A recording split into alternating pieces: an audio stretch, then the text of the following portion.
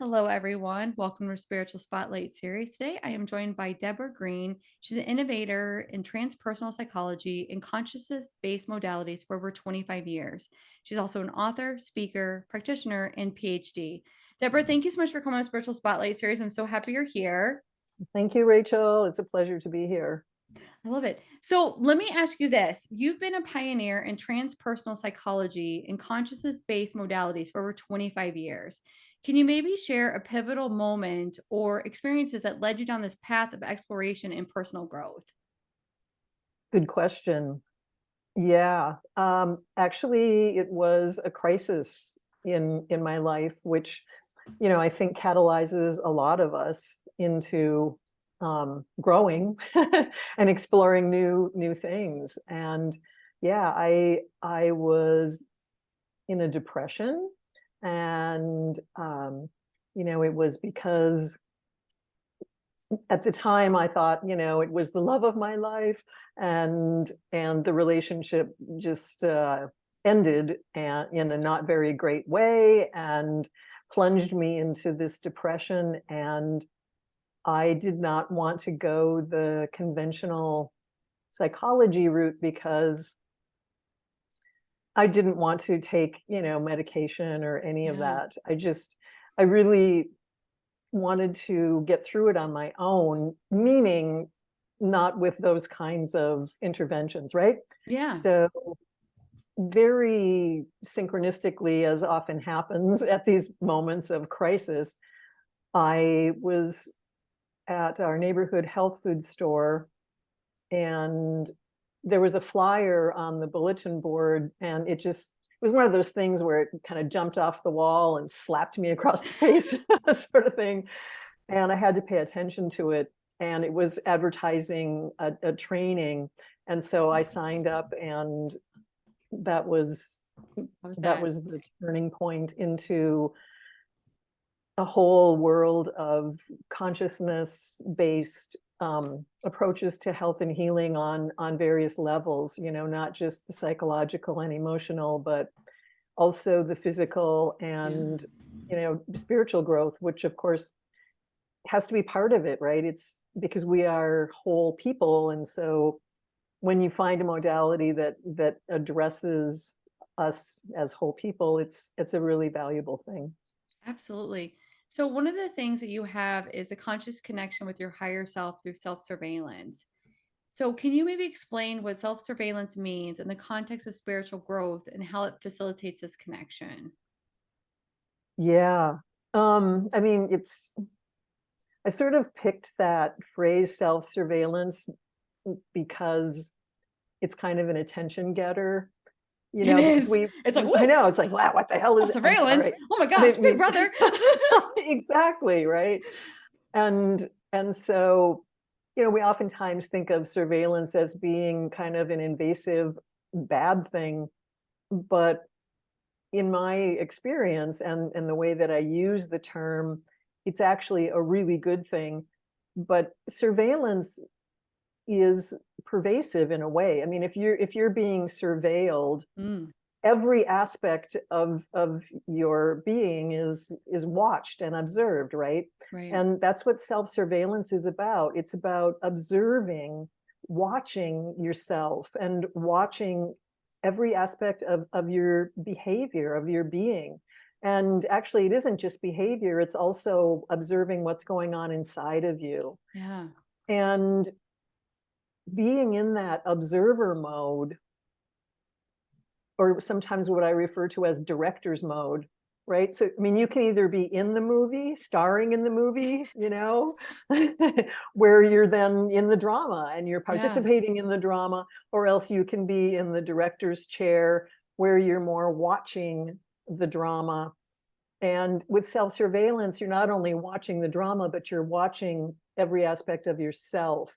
And you're looking for specific things, which is patterns, patterned reactions, patterned behaviors, and automatic Mhm. reactions, sort of mindless automatic reactions where there's not a lot of consciousness or awareness, but you're Right. just sort of on autopilot kind of thing. Mhm. So that in a nutshell, maybe a coconut shell I is like is that. what, it's what the self-surveillance thing is all about. It's really about expanding our consciousness. Oh, I think that's beautiful. I really want to talk about your book. It's Endless Energy. It ties together diverse healing approaches and it explores the mind body connection. What are some key insights from the book that you believe can empower individuals to enhance their energy, health, and well being? Well, how many hours do we I know. have? I'm like, woo, woo. Listen, I will tell everyone that's listening. I 100% am getting this book. I am so excited. I'm so excited. Can I go like Yes, that? please show it. Look at this. I even love the color. I love the cover. Is that you reaching up or It actually is. The photo was taken at a Dale Chihuly art show in San Francisco. it's so Um, cool. but yeah, I mean, the book is pretty comprehensive, Hmm. and it's kind of a combination workbook Ooh, as nice. well as informational, and there's also some stories woven into it. Hmm. And so, and it addresses every aspect of our being, and it has lots of tools and tips and techniques and exercises and practices in it as well. So it's organized according to what are referred to as our energy bodies, Mm, because in addition to our physical, and as an energy practitioner yourself, you right. probably know this, but you know It's okay. Tell us. we are multidimensional. Yes. And we have our physical body, of course, for Hmm. sure, and that allows us to experience, on the physical plane. But we're not just physical, because we also have this capacity to move around, Right. right? And that movement is powered by our life force energy, or our vitality, um, which is sometimes referred to as the vital body, or Mm, the etheric body. Sometimes it's called that. And our etheric body, or our vital body, is woven into our physical body through the chakra system, the meridian system, the little energy capillaries, which are sometimes called nadis. So that's our vital body. yeah. But we don't just move around, because we also experience emotions, right? Yeah. And you can't really see an emotion under the microscope, because emotions are not physical. Right. So, but they certainly are real. They Mhm. certainly impact us and others, as we know. And yeah, so we have this emotional body, which is an energy body, Right. and it's like the next higher vibratory frequency of our energy constitution. But we don't just move around and emote, even though sometimes it might feel that way. We also have the capacity to think thoughts, and you know be rational, so to Hmm. speak, and make choices and decisions. And that functionality belongs to our mental body, our mental Yeah. aspect. And then, of course, we also have all of the spiritual, aspects of us as well. And so my book is kind of a use and care guide, a use and care manual for those four main energy bodies: the vital, emotional, mental, and spiritual. So it, Amazing. each section, teaches about that particular energy body, its qualities, its characteristics, and so forth. And then it's followed by a chapter that gives tools and tips and techniques for maintaining the health of that energy body. That's a really powerful like book to have, especially in the day like right now and the year that we're in and everything is upheaval and there's a lot of distress and you could tap into this your book and say, okay, well, I'm not feeling this in my physical body, but it's in my mental body. So why don't I work on that? Like I just think that's a like I love that it's a workbook. It's not just a okay, read it and put it down. Like, no, this is a tangible, I can work through this, and understand which each of the energetic bodies are. Because like you said, a lot of people aren't too familiar with, it's not just this like physical being, it's all of this that surrounds us. So, and I think that's phenomenal that you've kind of put it into a book that's also a guide for others. Thank you. And yeah, I mean, when we think about psychology in Mhm. particular, we're sort of taught in the conventional wisdom that, emotions are just brain chemistry. Right. And, if you have some kind of, whatever your ailment happens to be, it can be fixed by just controlling the brain chemistry. And it's like, from the perspective of energy medicine or energy psychology, that's not where the action is. And it's not to say that, nobody should take, medications Right. at all. They Right. certainly have their use and their place for, certain people at certain times in their life path, Mhm. for sure. But there are many other options as well, and they can be extremely effective and can be much more, I'm just going to say, user friendly and It's true. empowering. And the side effects are empowering, having a better life, feeling more free. Like it's not risk of death by taking this med. Like Exactly. I think that's Yes. phenomenal. Like Yeah. I'm just gonna have a moment here. So let me ask you this. You have very extensive experience.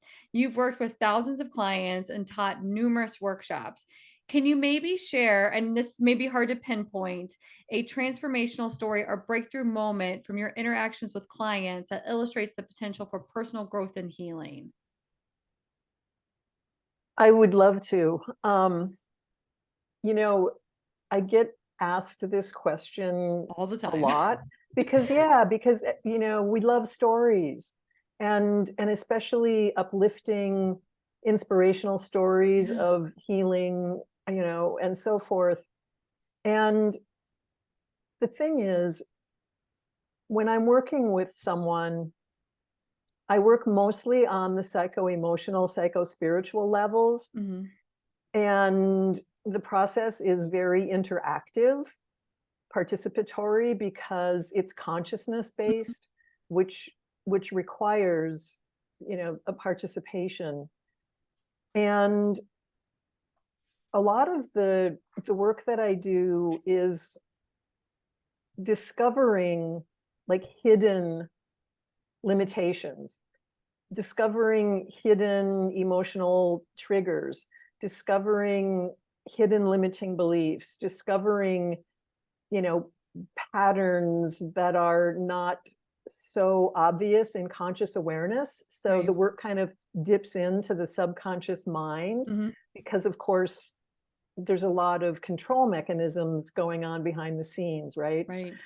And and so what I'm then exposed to in someone that I'm working with is all of that stuff, right? Limiting beliefs and emotional triggers Everything. and blah blah Yeah. blah, right? And and so as part of my skill set and practice, I'm I'm trained to jettison all of that after a session is over, because if I'm holding on to those limiting beliefs and, Yes. whatever, I'm bringing my conscious awareness right to those, which is not assisting my clients No. because instead I want them to be free of that, right? Right. And Right. so it's really hard for me to speak in any detail about a person's transformational process because it would involve, sharing, well, they started out with blah blah woof woof, and Now then they're in one woohoo. session, yeah, and then and then in one session, and by the way, usually it is one session. The work is very deep Mhm. and and and effective, meaning if I'm doing my job correctly, which I mean I'm pretty good at because I've been doing it for a very long time, Right. in one session, a person does experience incredible transformation, incredible shift out of whatever it was. And that's the other thing is, I mean, it could be anything really, in a way. I mean, Absolutely. again, I'm not like healing people of cancer and, they come Right, in a right, wheelchair and they can walk. No, I'm talking about, what goes on inside our heads. right. And, I work with people who are, you know, they're pretty self-aware, right? It's not, my work is not for everybody. It isn't. It requires that you have done some work on yourself Right.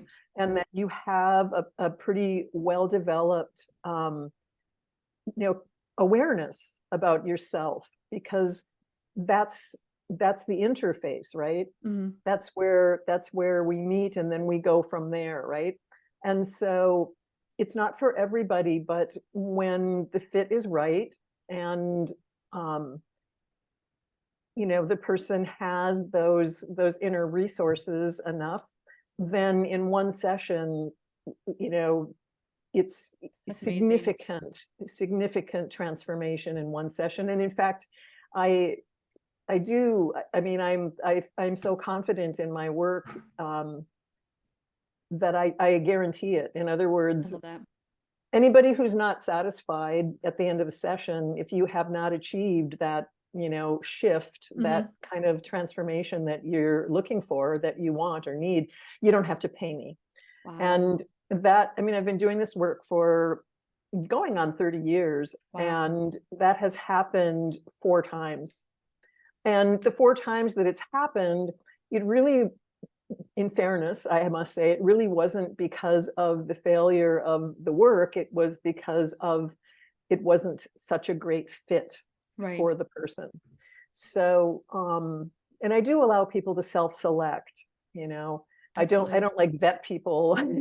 I do allow them to self-select, but And I think um, by what you just said is so important that you're not taking as a healer, and there are a lot of healers that do listen to this show.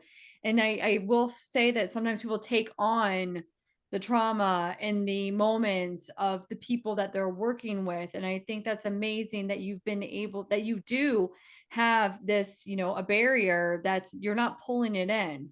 Like that's very important. it is very important, and thank you for highlighting that, because regardless of what kind of work we do, it's important to allow the person to have their process and that we don't take it on. Right. And because by taking it on, we're feeding into it in a way energetically, right? And it's not just energy, it's energy and information, right? And Yes. so we're not only taking on the energy but also the information. And so in that way we're sort of not helping the person, if I can say it like Absolutely. that. Absolutely. I And mean, I know we all yeah, do that, in our heart of hearts with a good intention, because we care, so much, and we empathize and we can get affected, but ultimately it doesn't help. it doesn't. And I know that we're talking before the show began about, kind of some of our background, and I manage a doctor's office, and I will say that I have a very good energetic, and maybe physical, emotional, mental barrier for the work that I do, and I don't take it on. And I think other people are, because I'm thinking of this one girl that works in the office, and she's so, and I'm like, you need to set up some more protections. Like, you need to not take this on. Like, Yeah, yeah, and sometimes even just understanding the energetics of it, understanding that energetically, and again, it's energy that's intimately laced with yes, information.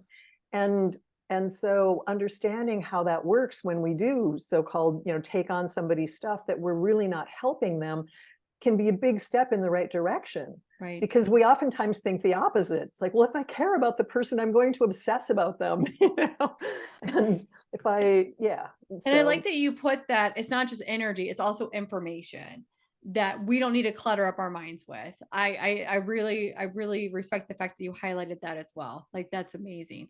So one of your favorite topics is how to avoid spiritual traps and how to use physical reality for metaphysical growth. Can you tell me a little bit about what is a spiritual trap? Yes. I'm like, I'm fascinated. Well, it She's is a like, do you have all day? fascinating topic. Yeah. It's a really fascinating topic because as more and more people are waking up, Yes, thankfully, we do have to be aware of the traps. And absolutely. I mean, the first one that comes to mind is what's typically called spiritual bypassing. Yes. Thank you. I'm so glad you And brought that up. yeah, it's I mean, I don't know if this is just sort of, you know, common to Maui Island. I've spent 24 years, living on Maui, and it's very much very spiritual place, Yes. and also, sometimes can cross over into, bliss bunny land, or what some people call fufu lala. I've never heard And that. well, I'm being kind of silly, but at any rate, the spiritual bypassing happens when we use spirituality or spiritual concepts in order to avoid Mm, dealing with difficult life situations, difficult emotions or feelings that we don't want to experience. right. And so it might go something like, I just, well, I can actually give you a real life example from a client that I worked with, who she actually gave away her car.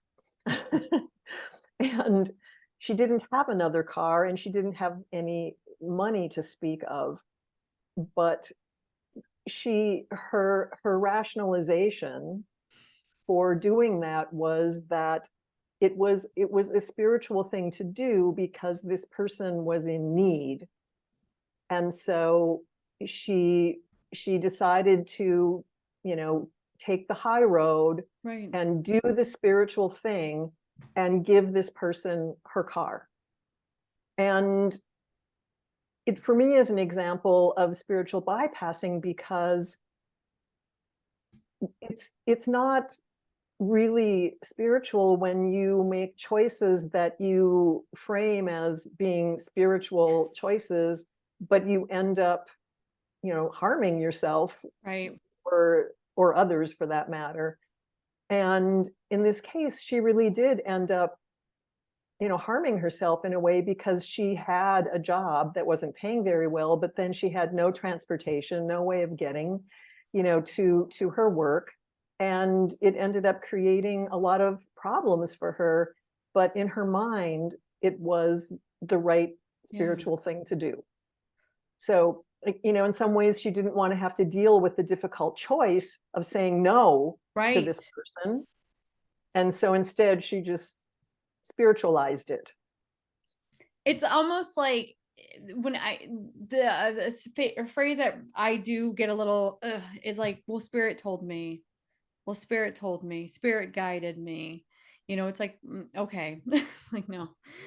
I agree with you on that, and I'm glad that you brought that up, because it's when we're listening to guides, or even, what we interpret as spirit, Right. we have to be very discerning about what are those guides, what is that voice, what is that, that being, those beings, that influence, what exactly is it? Right. Because just like there are so many different people, beings on this planet who are incarnated right now, there are just as many, disincarnated beings of all varieties. Right.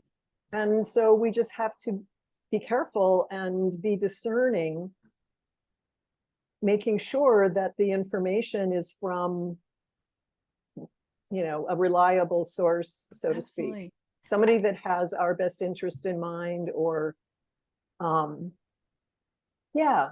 I mean, don't, just because you hear something or you get some information, don't automatically assume Run that it through, like run it through like your body, your mind, and intellect and say, well, is this valid or is this not? Is it for my best and highest good? Is it causing me harm? Is it causing others harms? Is it judging me? Is it, and I think a lot of people are just like, well, spirit told me. No, I'm sorry, I don't mean to be flippant about it, but that drives me bonkers. It's like, no, you need to use your intuition and your body, your soul. Yes, all of your resources, all of your energy bodies, Yes. spiritual, mental, emotional, energy, Yeah. vital, physical. And in my opinion, discernment is a spiritual quality. I would Like, 100% agree and with you it there. is so necessary these days for many, Absolutely. many, many reasons.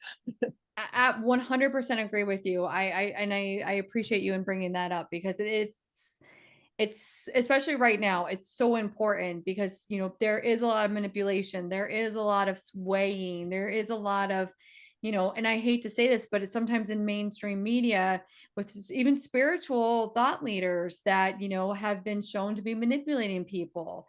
Like you have to use your own discernment.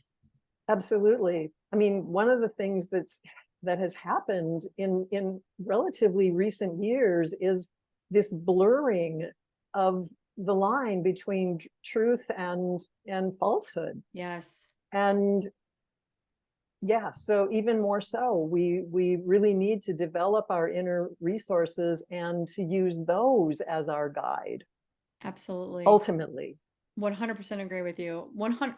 Even when you turn on the TV, you're like, this isn't real. Like that's my new thing. Like this isn't real. Like I don't know. I don't care what. I mean, I care, but I don't. Yeah. Disconnect. You have to disconnect. So I'm sorry to just we're gonna shift this a little bit because that was really interesting. So you offer an online program, Energy Mastery for Self-Care, which is accredited for CEs. Can you maybe give us a glimpse of what participants can expect to learn and experience in this program? Yes, thank you for asking. The program is actually based on my book, but some people it's challenging to just, read a book. And so the online program brings the material to life more through videos and really short videos, by the way. There are no lectures in the entire program. Oh, that's The perfect. average length of each of the videos is like 10 minutes because I'm very aware that people lead busy lives and they can't carve out like, an hour to sit and listen to a lecture. Right. So everything is delivered in these little, soundbite segments. And so it makes it really easy to integrate the program into your life. And there is some new material in it, I will say. Even though it's based on the book, there Right. there is there is some new stuff. Nice. Um, and yeah, it just walks you through the use and care of each of your energy bodies. And it's interactive, meaning you can post questions, I respond. Oh, You nice. can interact with your classmates. And Rachel, I I literally just a few days ago got inspired to put the program on what I've been calling the sale to end all sales, because what I've done is I'm I'm allowing people to pick their price. What? True. The Bro, program that is typically, amazing. I know the program typically retails for $828, because it's a year-long program and it's just packed with content. And I just decided that, you know what, now more than ever, it's time. Like Yes. this work has to get out there in a bigger way. And 100%. I want to do my part to facilitate that. And, many people, especially now with inflation and everything, they can't afford, that. And maybe they can't even afford very much. And Yeah. so I just decided I'm going for it. I'm going to do that. That is And amazing. yeah. And people have been thankfully taking advantage of it, which is great. And I also want to give credit where credit's due, because part of that was also inspired by Charles Eisenstein. He's like a modern day philosopher, deep thinker, social commentator. And he has actually written at least one book and made a few videos on what he calls the sacred economics, or the gifting economy. I like And that.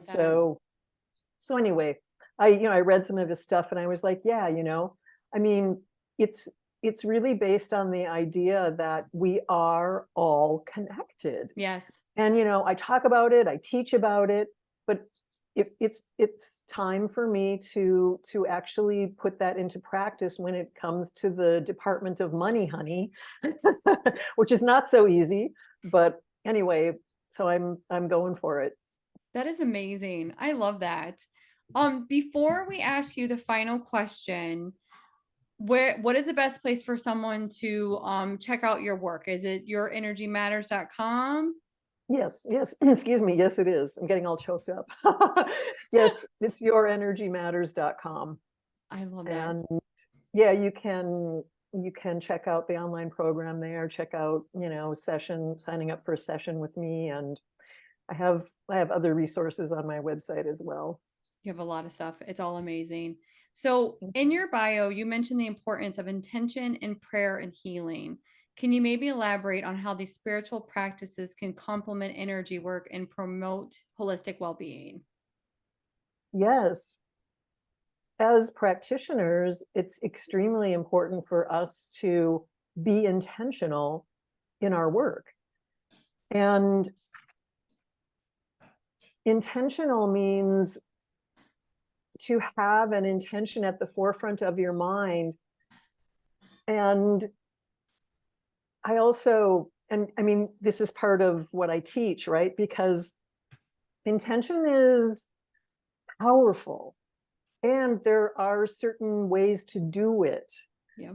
that make it more effective. And I know we're kind of at the end, and I can't really dive into all of that. It's a teaser. Okay, I'll take it as a teaser. That's right. Check out my program, read the book. It's all in there. No, I'm just kidding. I've already ordered it. Listen, I've already ordered it. Thank you. But one of the things that you can do when setting an intention is what I call the spiritual insurance policy, and that is get clear on your intention and then always tack on to it for the highest good of all. And that's so important, because we might think that we know what's best for our client, and we might have that as an intention. But how do we know? We don't. We can't. And so when you set an intention, you can, utilize this kind of spiritual insurance policy by having the intention and then always tacking on to the end of it for the highest good of all. And there are guidelines and little rules that you can follow when you are setting your intention. But I wanted to talk about the spiritual insurance policy because we don't have time to go into all of the details of potentizing your intention.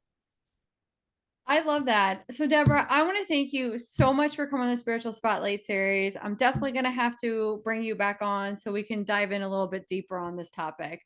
Just want to say thank you so I much. look forward to that, Rachel. I've enjoyed it tremendously. I look forward to next time. Thank you so much.